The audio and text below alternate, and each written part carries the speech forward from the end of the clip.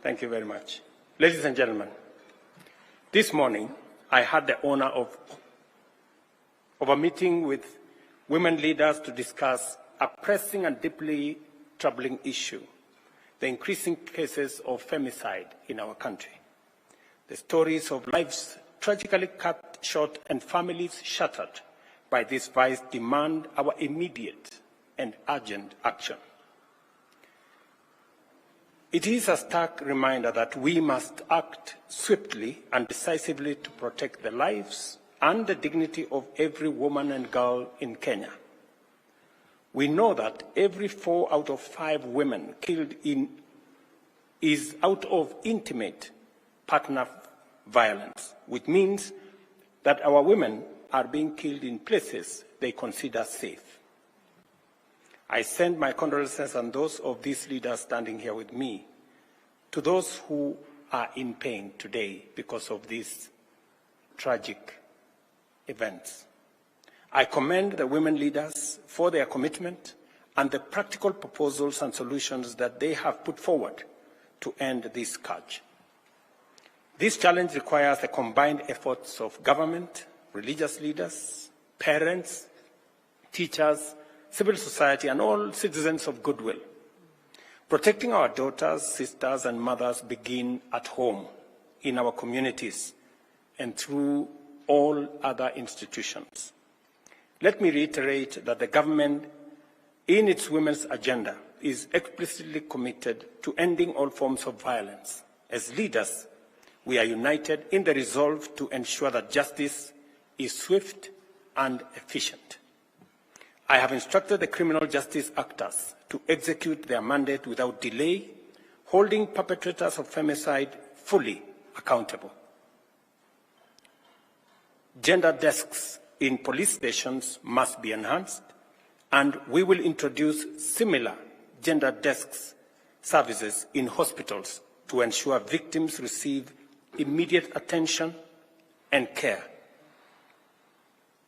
At the same time, we must equip our young people with the skills and awareness to navigate the risks they face in society. Social media has become a dangerous avenue for exploitation, and I urge our young people to treat strangers on these platforms with utmost caution. Parents, schools, churches, and community organizations must step up to provide life skills, counseling, and guidance to our young people. We urge religious leaders, too, to use their platforms to speak positively about women, women leadership, women engagement, and help congregations understand that women's rights are also human rights, creating a positive environment for women and our children. The government of Kenya is committed to ensuring that the structures that respond and support survivors do not re-victimize them. Matters psychological support and safe spaces for women and children are a priority in my office. Through the Women's Rights Advisor, we are launching a Safe Homes, Safe Space campaign during the 16 days of activism against gender-based violence that is going to start on the 25th of November.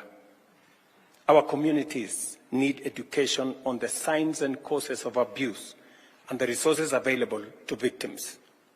Awareness is a crucial step in prevention. We must increase awareness on the availability of safe spaces where victims can seek refuge, toll-free hotlines such as GBV 1195, Child Help 116, and the DCI anonymous reporting number 0800-722-203, and the counseling services in order to provide victims with the support they need to find protection. As we approach the 16 days of activism against gender-based violence, the women leaders standing here have agreed to embark on a nationwide awareness campaign to confront this vice head-on. This campaign will have the full support of my administration And we are committing Kenya shillings 100 million for the Safe Home, Safe Spaces campaign and for the next 16 days of activism.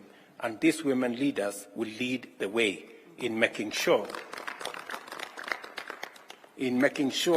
that our girls, our women,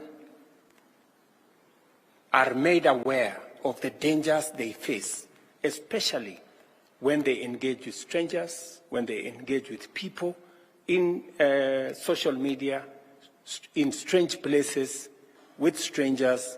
It endangers their lives and it weakens their ability to be able to extricate themselves.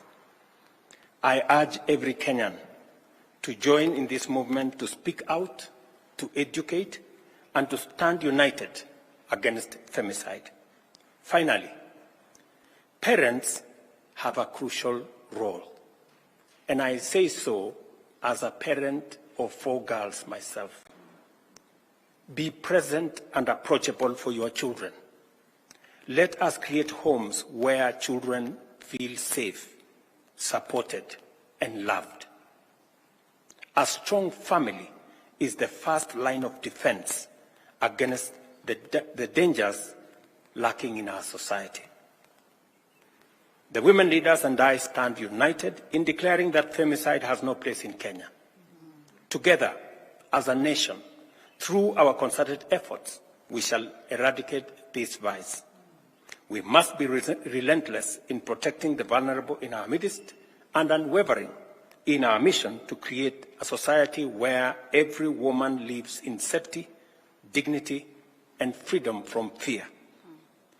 Thank you very much, and I look forward, leaders, to working with you as we join hands, make concerted effort, work together, partner to make sure that we raise the level of awareness of the dangers that our girls, our daughters face in the hands of strangers and in the hands of people who don't mean well for our society. Thank you very much.